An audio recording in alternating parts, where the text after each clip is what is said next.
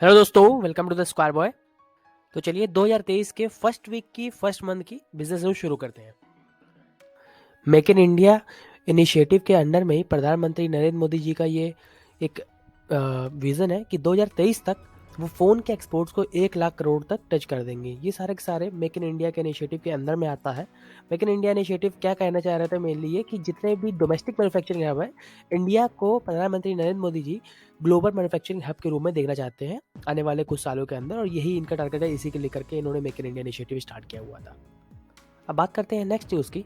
Next news है global economy जो है 2023 में ज़्यादा टफर ईयर को फेस करेगी। इस साल जितना भी आपने सुना होगा डाउनफॉल दिखे गए हैं, सारे कट आउट कर रहे हैं, सब लोग जॉब कट आउट कर रहे हैं, सबके फाइनेंशियल ईयर्स के रिजल्ट बहुत अच्छे नहीं आ रहे हैं। फिर भी आईएमएफ के हेड है जो क्रिस्टलिया जॉर्जिया, शायद मैंने गलत नाम पढ़ा है बट देख लीजिएगा ये जो नाम लिखा हुआ है, इनका ऐसा प्रोडिक्शन है कि 2023 और भी टफ होगा वेस्टर्न कंट्रीज़ के लिए, ये से यूरोप के लिए, और यूनाइटेड स्टेट और चाइना जो कि मेजर इकोनॉमीज़ है उनके लिए आने वाला साल ज़्यादा टफ रहने वाला है। अब आते हैं नेक्स्ट न्यूज़ पे। नेक्स्ट न्यूज़ है दुबई ने जो टैक्स की लगाता था अल्कोहल की सेल पर, वो 30% टैक्स स्लैब को कम कर दिया गया है टूरिस्ट को बूस्ट करने के लिए। प्लस इन्होंने अभी तक जितने भी लाइसेंस थे वो केवल इनकी रूलिंग फैमिली के पास थे, उनसे हटा करके इन्होंने आउटसोर्स कर दिया लाइसेंस। अब लाइसेंस कोई भी आकर के ले सकता है, इससे टूरिज्म बढ़ेगा। इस वजह से ये सारी चीज़ें करी गई हैं।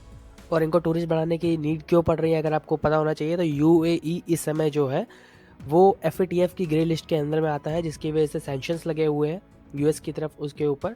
तो इस वजह से केवल सब लोग मतलब ट्रेड नहीं कर पा रहे हैं, ये लोग इस वजह से ट्रेड और टूरिज्म को बढ़ाना चाह रहे हैं। बात करते हैं नेक्स्ट न्यूज़ की। नेक्स्ट न्यूज़ है इंडिया का जो सेंट्रल गवर्नमेंट है वो चाहती है कि एप्पल की आईपैड और मैकबुक की जो भी मैन्युफैक्चरिंग हो वो इंडिया में ही हो। इस बात को वो चाहते हैं, तो उसको पूरा कंप्लीट करने के लिए ये पीएलआई स्कीम से प्रोडक्ट लिंक इंसेंटिव स्कीम जो है उसके थ्रू ये अट्रैक्ट करना चाह रहे थे।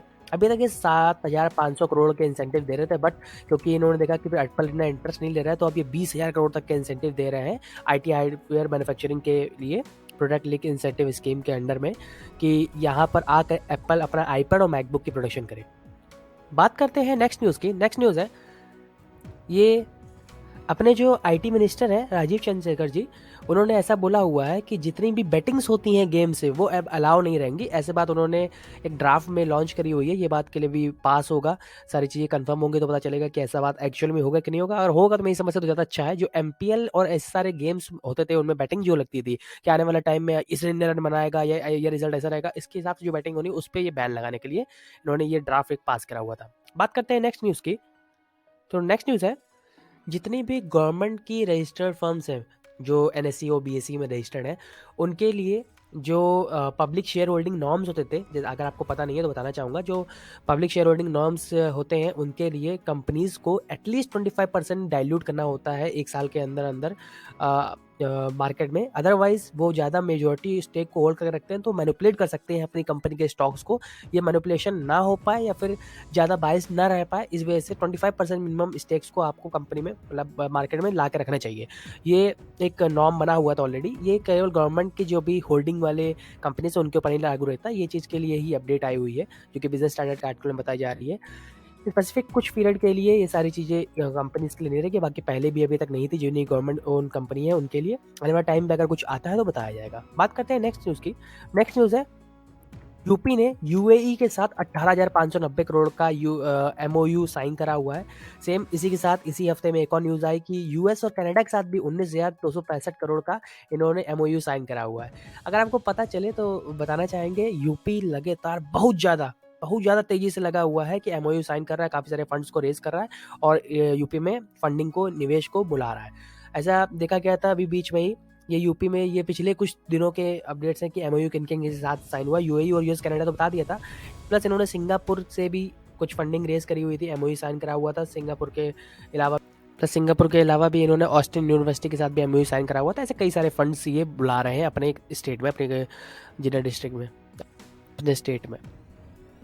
अब बाकी डाबर ने 51% स्टेक एक्वायर करके बादशाह मसाला को एक्विजिशन कर लिया और मेजॉरिटी स्टेक बादशाह मसाला में अपने एक्वायर कर ली। ये 587 करोड़ की डील हुई थी जिसमें कंपनी की बादशाह मसाला की वर्थ जो है 1,152 करोड़ की बताई गई है।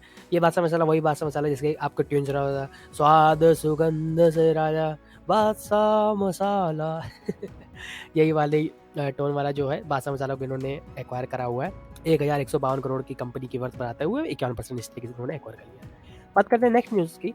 तो नेक्स्ट न्यूज़ है भारत पे के जो सीईओ है सुहेल समीर जी, उन्होंने छोड़ दिया है। उन्होंने क्विट करने के बाद ऐसा बात साफ साफ बोला कि आकर के कि मैं अश्नीर ग्रोवर जैसी नीचे स्तर पर नहीं जाऊंगा और कंपनी को क्रिटिसाइज नहीं करूंगा, ये चीज़ रंग बदलने वाली मेरी आदत नहीं है, ऐसा पूरा बताया गया। प्लस ये जो इन्होंने छोड़ा हुआ है सुहेल समीर जी ने, इन्होंने बोला है कि अब वेंचर कैपिटल फंड अपना ये सेटअप करेंगे और ये फंड करा करेंगे जैसे शार्क टैंक इंडिया वाले लोग फंड करते हैं, सेम वैसे ही वेंचर कैपिटलिस्ट होते हैं, वैसे ये बनेंगे। बात करते हैं नेक्स्ट न्यूज़ की।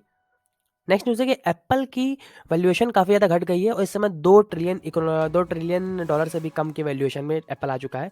आपको पता होना चाहिए कि एप्पल कुछ टाइम पहले मार्च 2021 में 3 ट्रिलियन डॉलर की कंपनी की वर्थ वाला बन गया था, मार्केट कैपिटलाइजेशन बन गया था। आने वाले कुछ टाइम में इनकी वर्थ धीरे धीरे घटती जा रही है। उसका रीज़न साफ साफ दिख रहा है कि क्योंकि ग्लोबल इकोनॉमी श्रिंक हो रही है, कोरोना पैंडेमिक आया हुआ था, फिर उसके बाद आपने देखा कि जो वॉर चल रहा है यूक्रेन और रशिया के बीच में, उसके लेकर सारी चीज़ों को मिलाते हुए देखा गया था कंपनी की जो नेटवर्थ है वो काफ़ी धीरे धीरे घटते हुए इस समय 2 ट्रिलियन डॉलर से भी कम हो गई है। बात करते हैं नेक्स्ट न्यूज़ की। नेक्स्ट न्यूज़ है अनअकैडमी का जो ग्राफी प्लेटफॉर्म है वो ऑपरेशनली प्रॉफिटेबल हो चुका है इस टाइम पे। ऑपरेशनली प्रॉफिटेबल से मेरा मतलब केवल इतना है, यहाँ पर जो वर्ड मेंशन किया है उससे केवल इतना बताना चाह रहे थे, ये जितने भी रुपए लगा करके उस चीज़ों को मैनेज कर रहे हैं, रन कर रहे हैं, उन सारे चीज़ों से रुपए इनके ऊपर निकलने लगे हैं, बस इनका इतना से अर्थ निकल रहा है इस बात का। बात करते हैं नेक्स्ट न्यूज़ की। तो नेक्स्ट न्यूज़ है ओएनजीसी, इंडियन ऑयल या फिर गवर्नमेंट के जितने भी 5 पीएसयूज़ हैं, वो उनमें से कई सारा ज़्यादा गुना प्रॉफिट आया है। इस बार 50% से भी ऊपर का प्रॉफिट आया है, जो कि अमाउंट में 2-2.5 लाख करोड़ के आसपास आता है। जिनमें 5 जो सबसे ज़्यादा टॉप परफॉर्मर आए हुए हैं वो ओएनजीसी आया है, इंडियन ऑयल कॉर्पोरेशन आया, पावर ग्रिड आया, एनटीपीसी और सेल आया हुआ है। SAIL means steel authority of India. बात करते हैं नेक्स्ट न्यूज़ की। तो नेक्स्ट न्यूज़ है अमेज़न की एक वो आई थी, अपडेट आई हुई थी कि वो 18,000 जॉब कट्स करने वाला है। फिर उसके बाद एक और अपडेट आई कि अमेज़न के जेफ बेजोस की नेटवर्थ जो है $1 बिलियन से भी ज़्यादा घटी है, ऑलमोस्ट $1 बिलियन की नेटवर्थ घट गई है जब से ये न्यूज़ आई। 18,000 एम्प्लॉयज़ को निकाला। प्लस इसके बाद न्यूज़ आई है कि इंडिया से 1,000 एम्प्लॉयज़ को तो इन्होंने फायर कर दिया हुआ है। तो ये न्यूज़ पूरी आई हुई थी अमेज़न से रिलेटेड। बात करते हैं नेक्स्ट न्यूज़ की। तो नेक्स्ट न्यूज़ है बायजूस के फाउंडर ने ऐसा बोला हुआ है पब्लिकली आकर के वो अपने स्टेक्स को 15% बढ़ाने जा रहे हैं और बढ़ा करके वो लगभग 40% तक के अपने स्टेक को बायजूस कंपनी में बढ़ा लेंगे। और हो सकता है आने वाले टाइम में इनको ऐसा लगता हो कि बायजूस की वैल्यूएशन बढ़ जाने वाली है, तभी ऐसा जनरली जो भी स्टार्टअप फाउंडर्स होते हैं वो अपना स्टेक बढ़ाते हैं और पब्लिकली जब मार्केट में लिस्ट कर रहे होते हैं, आईपीओ लॉन्च कर रहे होते हैं, तो उनको ऐसा विश्वास होता है कि मेरे स्टेक्स से मुझे ज़्यादा वैल्यूज मिल जाएगी अदर देन कि मैं अपने स्टेक अभी से बेच करके डिवैल्यूएट करके ले आऊँ। तो इस वजह से शायद उन्होंने 50% स्टेक को एक्वायर करने की बात करी है। बात करते हैं नेक्स्ट न्यूज़ की। तो इसरो और माइक्रोसॉफ्ट मिल करके स्पेस टेक जितने भी स्टार्टअप्स हैं उनको सपोर्ट करने के लिए ये स्कीम लाएंगे और दोनों मिल गए हैं। और मिलने के बाद इन्होंने ऐसा बोला है कि ये स्टार्टअप्स को सारे सपोर्ट करेंगे, हर एक जर्नी में कहाँ पर भी वो डाउन जा रहा होगा उसको सपोर्ट करेंगे, स्टार्टअप के फाउंडर को, इंडियंस के स्पेशली। बात करते हैं नेक्स्ट न्यूज़ की। तो नेक्स्ट न्यूज़ है चाइना और यूएस के बाद अब India third largest auto market sector में आ चुका है, जापान को पछाड़ते हुए। अभी तक जापान थर्ड पोजीशन पे आया होता था, ये जापान नीचे गया है। इसका मतलब जापान हम लोग थर्ड पोजीशन पे आया, इसका बड़ा रीज़न ये था कि जापान भी नीचे आया। हम लोग तो ग्रो करे रहे हैं और जापान का नीचे आना भी एक फैक्टर था, अदरवाइज चांसेस ये दिख रहे थे तो 2025 तक हम लोग जापान को ओवरटेक कर पाएंगे ये मार्केट में, ऑटोमोबाइल मार्केट के साथ साथ। प्लस आपको ये भी ध्यान में रखना पड़ेगा कि ऑटोमोबाइल मार्केट केवल और केवल ऑटोमोबाइल की मार्केट नहीं है, कार की मार्केट नहीं होती है। वहाँ से आपको कई सारी चीज़ों की इंडस्ट्री मिल रही होती है, स्टील की इंडस्ट्री उसी से डेवलप हो रही थी, मशीनरी की पूरी डेवलप हो रही थी, मैकेनिक वाली काम भी उसी डेवलप हो रहा था। जितनी बड़ी मार्केट होती है उतना ज़्यादा लोग निवेश करने के लिए अट्रैक्ट हो रहे होते हैं, जितनी बड़ी ऑटोमोबाइल मार्केट होती है। तो उसको देखते हुए अब इंडिया थर्ड पोजीशन पे आ गया है, इसके साथ काफ़ी सारा निवेश आएगा और काफ़ी अच्छी बात भी थी कि जापान को हम लोग ने ओवरटेक करके थर्ड पोजीशन पे आ गए। इससे ग्लोबल स्ट्रक्चर भी जो है वो बढ़ता है हम लोगों के इंडिया का। बात करते हैं नेक्स्ट न्यूज़ की, जो कि लास्ट न्यूज़ है। रेनॉल्ट ने ऐसा बोला हुआ है कि वो ईवी का मैन्युफैक्चरिंग मास मार्केट करेंगे और इंडिया में उनको ऐसा लगता हुआ है कि अभी इंडिया का जो ग्रो करने के पेस है वो ईवी का अब ज़्यादा है, पेट्रोल वाली जितनी भी इंडस्ट्री है उसका थोड़ा सा कम रहेगा और इस वजह से वो ईवी में अडॉप्ट करके ईवी में बढ़ाना चाह रहे हैं अपना स्टेक को, ईवी में अपने प्रोडक्ट को लॉन्च करेंगे आपसे आगे। और हमेशा की तरह लास्ट में हम लोग बात करते हैं यूएस डॉलर और आईएनआर में क्या है। तो इस बार अभी कुछ फॉरेक्स रिजर्व को डाइल्यूट किया गया है फिर से, तो 82.27 इंडियन रुपीज़ हो चुका है एक डॉलर की वैल्यू के बराबर, जो कि घटा है आप देख रहे हैं अचानक से। बाद में बात करते हैं फॉर्ब्स लिस्ट की। तो फॉर्ब्स लिस्ट में आप देखते हैं फर्स्ट पोजीशन में बर्नार्ड आर्नोल्ट आए हुए हैं जैसे कि थे, सेकंड पोजीशन में इलॉन मस्क, थर्ड पे गौतम अडानी आए हुए हैं और फोर्थ फिफ्थ सिक्स सेवन्थ पे सेम पोजीशन बनी हुई है जैसे कि थी।